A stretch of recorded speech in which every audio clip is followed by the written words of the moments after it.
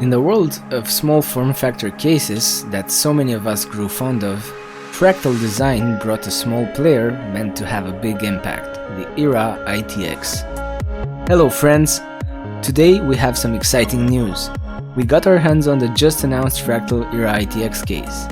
This is looking like a really interesting product from a lot of standpoints, so we'll try to do it justice and cover everything in this review.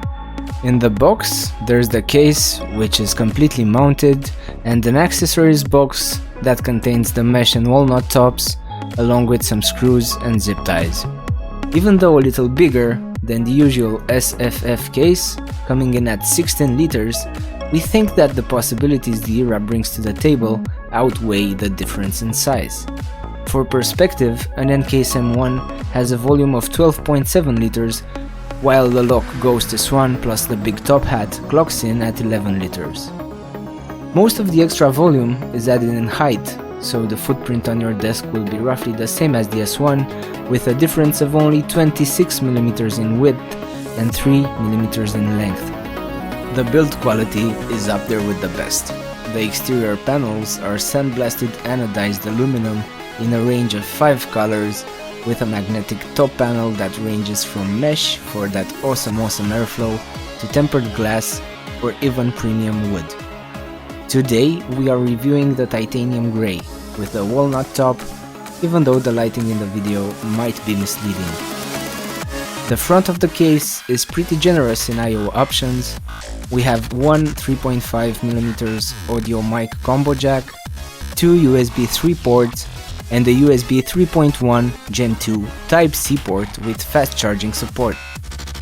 Taking a look inside, by removing the side panels that just clip into the chassis, we see that the side vents have removable dust filters for easy cleaning, just like the top panel. The intakes at the bottom also have small removable dust filters. This made us wonder why the vent at the back of the case that comes with a mounted 80mm Fractal Silent Series fan doesn't also have a filter. The interior is well thought out, allowing for a vast variety of configurations and cooling choices. There is a vertical bracket for storage drives on the opposite side to the motherboard mount. Towards the front of the case we have the PSU bracket that can fit an ATX or an SFX PSU.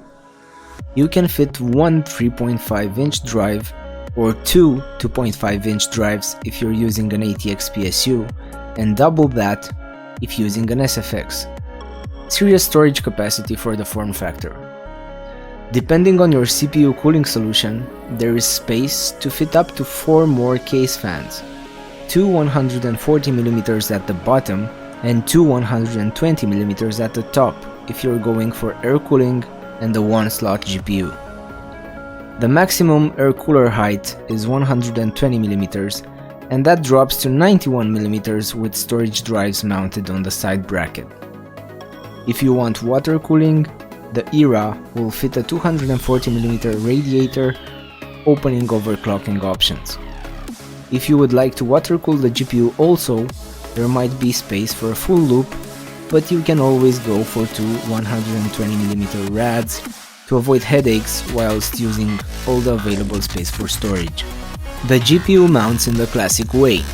No PCI riser required, and the ERA can accommodate a full-size double-slot card up to 295 by 125 by 47mm. Going for a dual-slot GPU and an ATX power supply will not leave space for the 240mm radiator. The allowed width could have been a little bigger.